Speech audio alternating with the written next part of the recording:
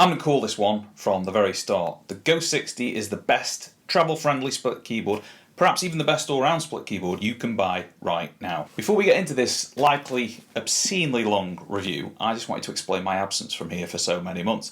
I've been getting the latest edition of my web development book, Responsive Web Design with HTML5 and CSS, written and out the door, which you can now get at all good bookstores. So if you do any web development, stick it on your Christmas list, or your wish list, or treat list, or any list. Or better yet, just go and buy it, okay?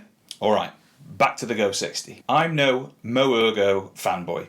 In my review of their Go80, I was pretty clear that there were areas I felt the Go80 fell short. I feel the Go60 is in a different league, not just in terms of presentation, which is pretty faultless here, but in terms of execution and capability. The Go60 is a 60-key split, fully programmable, ergonomic keyboard that can be used fully wired or fully wireless or even half wired. It's got hot swap switch sockets, mounting options, 2 built-in trackpads, and yet the keys still sit just 1mm higher than a ZSA Voyager, a keyboard as close to the desk as any factory-built ergo board I've tried.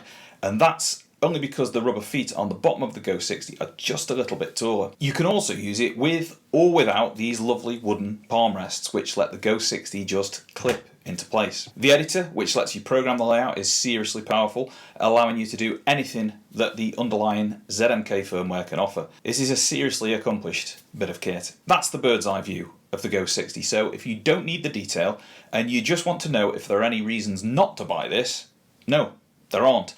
The Go60 is terrific. Go and order one. If you are still here, let's be honest, you're a nerd and you need all the nerdy details.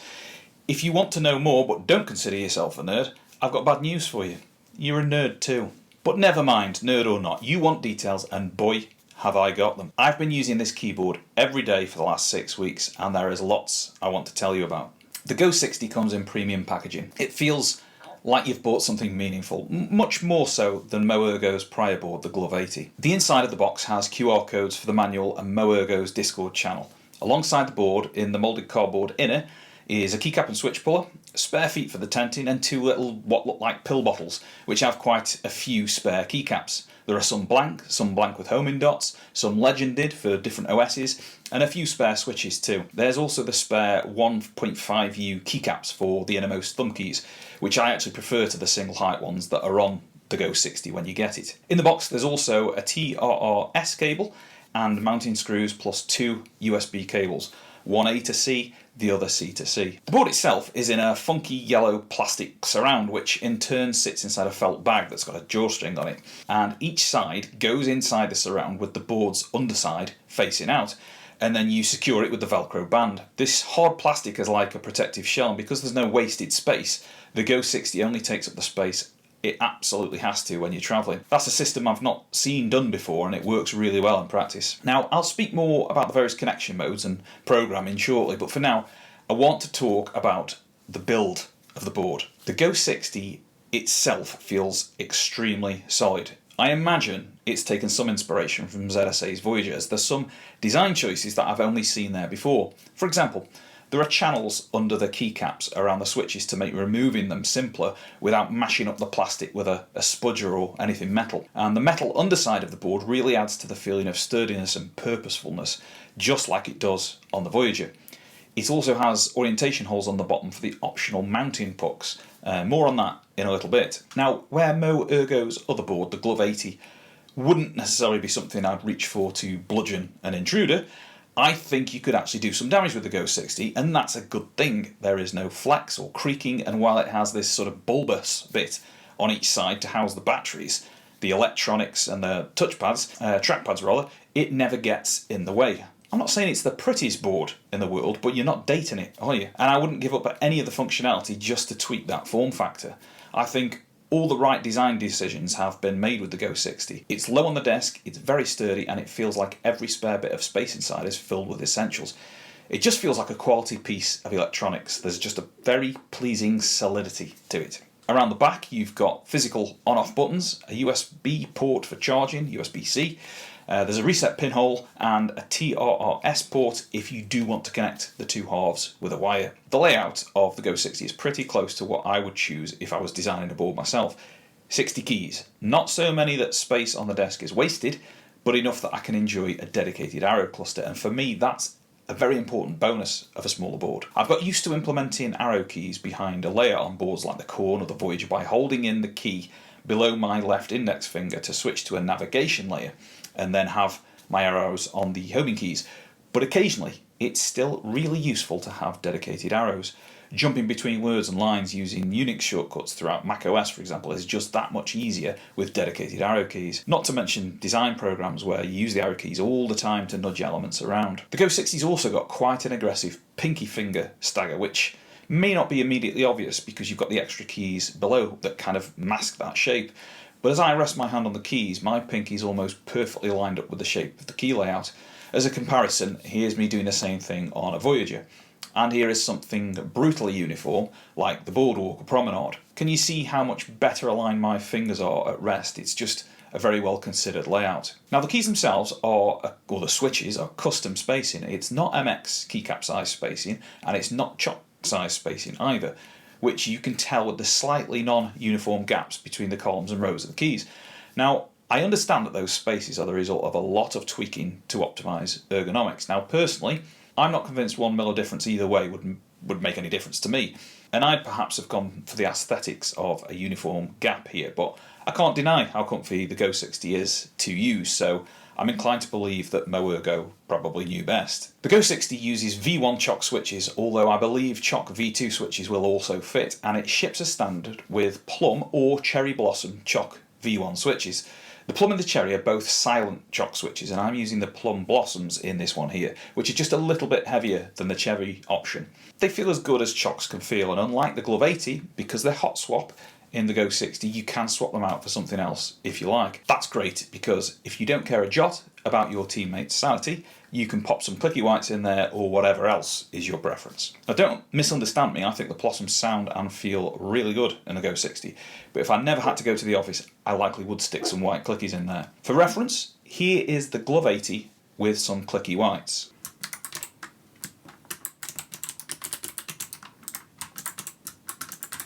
And here is a Go80 using Plum Blossoms.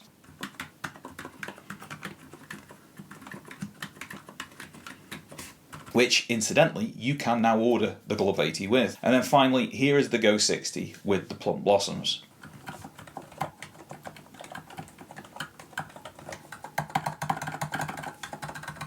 I think I also might swap the POM keycaps on this board at some point. POM is the right material choice for the Go60 because they let the glow from the RGB through well, but I personally prefer the feel of PBT, so once this review is out the door, I'll be changing these caps over for the PBT MCC profile caps I have on the Go80. Sorry, Go80. Or I might order some of their newer windowed ones as well. It might sound like I'm exaggerating here, but connection in any of the modes I've tried the Go60 has been perfect. Bluetooth is absolutely seamless and freakishly quick. A lot of Bluetooth devices I have take a moment or two to connect, but when I switch from my work laptop to my home computer with the Go60, it's just instant. MoErgo has the concept of a magic key, and by default this toggles to a layer with all the system-related tasks like toggling RGB, switching Bluetooth devices, or putting the Go60 into bootloader mode so you can upload the new firmware. I move my magic key to the outermost bottom row on the left half, and my Bluetooth devices go 1 to 4 from the innermost. So to switch devices, I just hold the magic key and tap one of those keys. And by the time I start typing again normally, I'm already on the machine I've switched to. I've done this so many times now, I know it isn't just luck.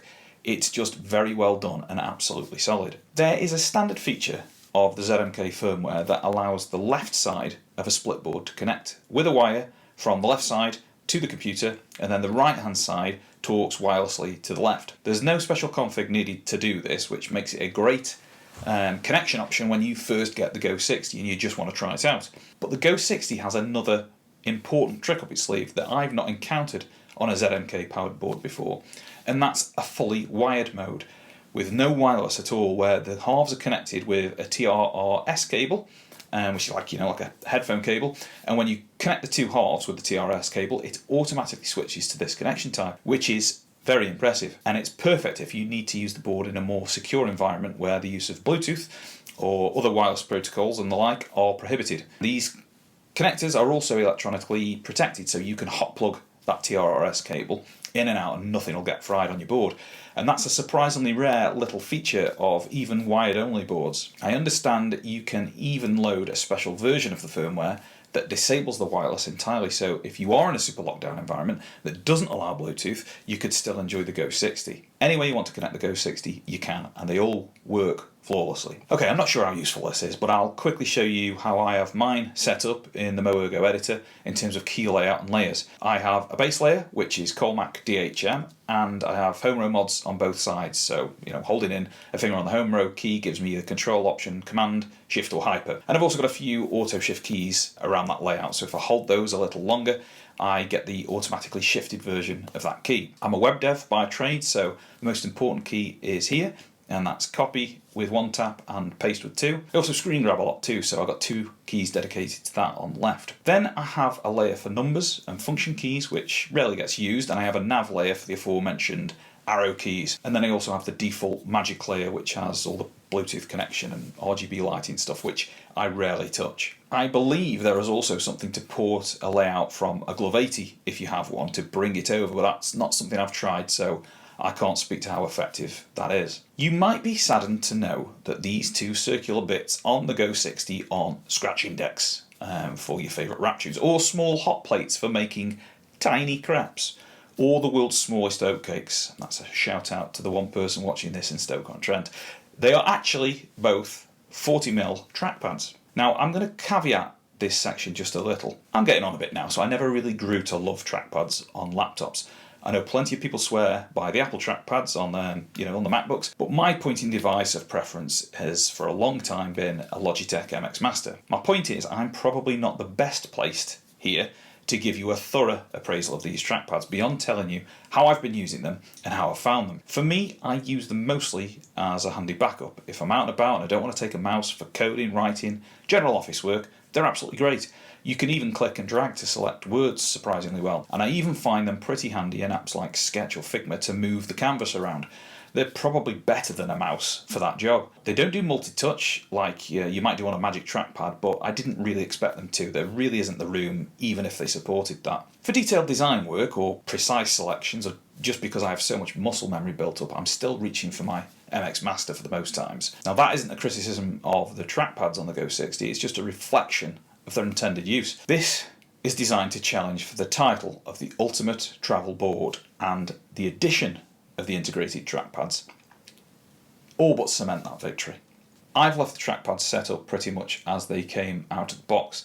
The right one is like a normal trackpad, you move your finger and it moves the cursor around your screen. The left one is for scrolling. That's set up for up and down for panning a canvas or scrolling web documents and the like. You can also have the Go60 auto switch layers when you use the trackpad, and so you could have more movement specific keys on that particular layer, or have a key that you hold in as you use the trackpad to boost the sensitivity. Now notice as well there's also these little nubbins above and below each of the trackpads, and that indicates the north and south of the trackpad, which are an angle because as you use it, your finger would follow that path, not directly up and down. I don't have any complaints at all about their inclusion, and I think it's a really interesting addition to a factory-made board. I've tried all manner of Keywell boards now, and I can tell you I find lower, flatter boards like the Go60, the Voyager or the Korn just suit me better than keyboards with Keywells.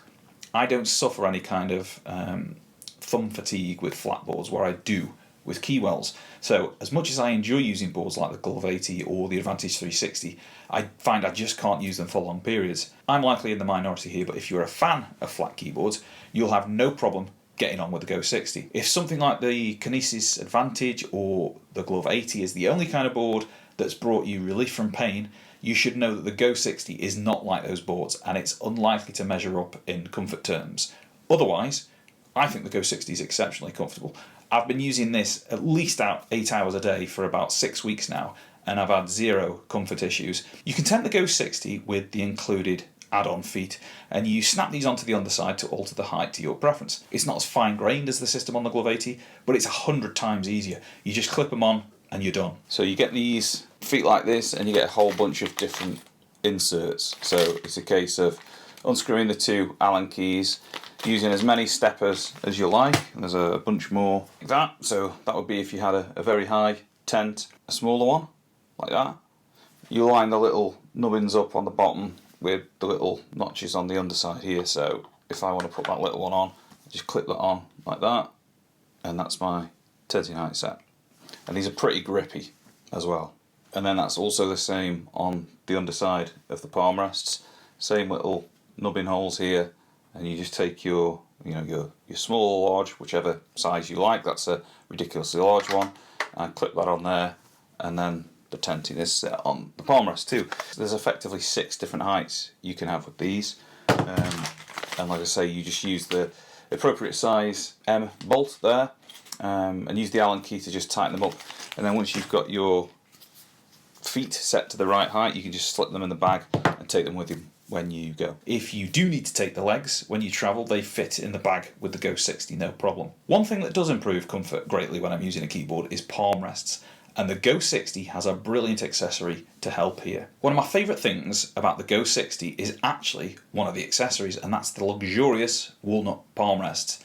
They're an extra $120, but as crazy as it may sound, to spend $120 on just the palm rest, I think they're absolutely worth the outlay. There's like a hard plastic frame, and these walnut palm sections sit on the bottom. On the underside, you can still tent using the same ickle legs design, and like the bottom of the Go60, the underside of the palm rests also let you connect accessories with the mounting puck in case you want to go full on Xavier and mount the Go60 palm rests to a chair or something. And these palm rests, they're just so nice to use the Go60 with. I love the walnut from an aesthetic point of view and a tactile point of view, and most importantly, they're just very comfortable. Even though the Go60 sits very close to the desk anyway, when you're using it with the palm rest, it effectively puts the keys and the touchpads just directly under your fingertips. So instead of that, you're more like that. It's just incredibly nice to use. From a day-to-day practicality point of view, I tend to take the Go60 on the road without the palm rests and leave them waiting for me on my desk when I return. And the magnets mean you just put the Go60 in position and they snap in. They don't move in the slightest when you type in or use the trackpads. I'd say the palm rests are like a lovely, comfy pair of slippers. You get back home, you pop your Go60 in place, and everything's just a little bit more relaxed, a bit nicer, just a little bit more civilised. Now, whether you're using the Go60 on its own or with the walnut palm rests, you can add the $39 mounting pucks, and they let you mount the Go60 to any 1/4 inch tripod style mount. The Voyager from ZSA popularised the approach of using magnets to mount board attachments. The Go60 does the same thing, and the mounting pucks snap onto the bottom magnetically with a groove to sort of help you orient them. And when it comes to mounting, sky's pretty much the limit. It could be your chair, your desk, or whatever else you can come up with. I personally haven't done any real custom mounting yet, as I could never really reconcile what I would do with a mouse if I had them stuck on a chair or whatnot. But as the pointing device comes along for the ride with the Go60, it's something I'm now starting to consider. Custom split ergo boards are never cheap, but I think the Go60 is fairly priced in the market for what it offers. As I'm recording this, the board itself is $299 with $25 shipping, the palm rests $120, and the mounting pucks are another $39 or $40. I think there may be a bundle of the Go60 and the palm rests for $399, and if you've got any inclination about taking those palm rests, that's a good deal. I know an extra $100 for some palm rests seems mental, but I absolutely love them, and I think you will too. I don't need to spend long here at all. This is simply the most fully featured, travel-friendly, ergonomic split board you can buy. I'll admit, when I first saw the product shop for the Go60, I was a bit meh. Just another column layout split keyboard with some probably useless trackpads I'll never use, but how wrong I was. It's overwhelmingly practical, and that's just completely won me over. I'm really scratching around for anything negative to say. It's got great support both from MoErgo and their Discord community. The underlying ZMK firmware is probably the best available for wireless boards. It's got built-in pointing devices, every connection option you can think of. It's built incredibly well. It's got lovely accessories and mounting options galore. I could go on, but here's the bottom line. This is the keyboard I'm choosing to use every day as my daily driver now, and I can't give you any better recommendation than that. See you again sometime.